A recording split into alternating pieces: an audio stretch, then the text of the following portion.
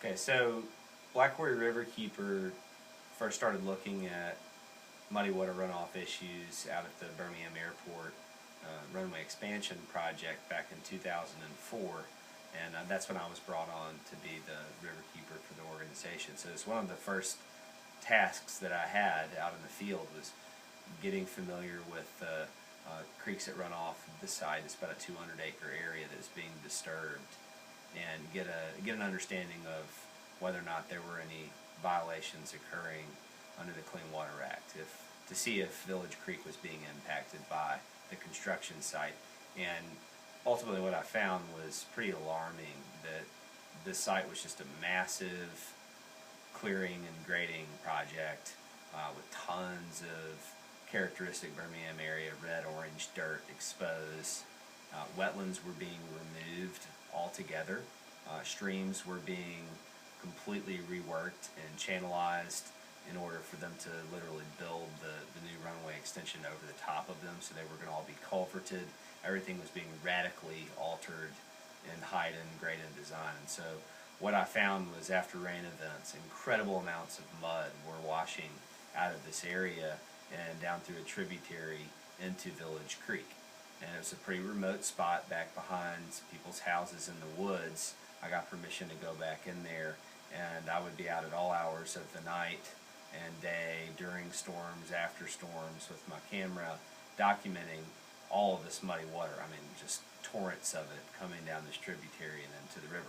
Also discovered gasoline that was leaking somewhere near one of the airport hangars, was also making its way out of this tributary, so we were able to get that cleaned up. Just as an aside, long story short, through documenting all this muddy water running off out of the site, we were able to paint a very different picture than was being painted by the Airport Authority, by the local Birmingham Stormwater Engineering Department, also by the State Department of Environmental Management, which is in charge of ensuring that operations like this do not negatively impact waterways.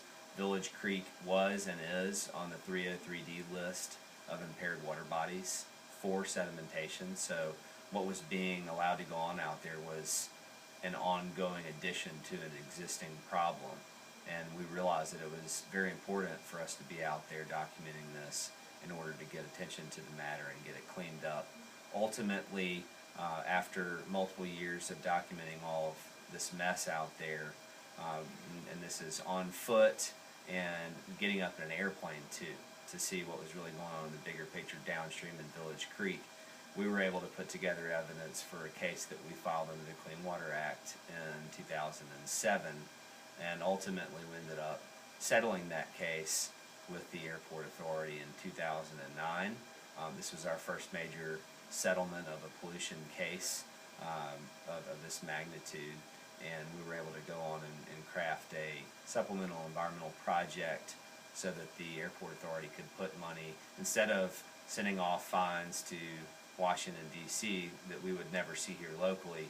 The Supplemental Environmental Project established that a cash penalty would be paid to the local Freshwater Land Trust, and we worked with the Land Trust to design a project or get the money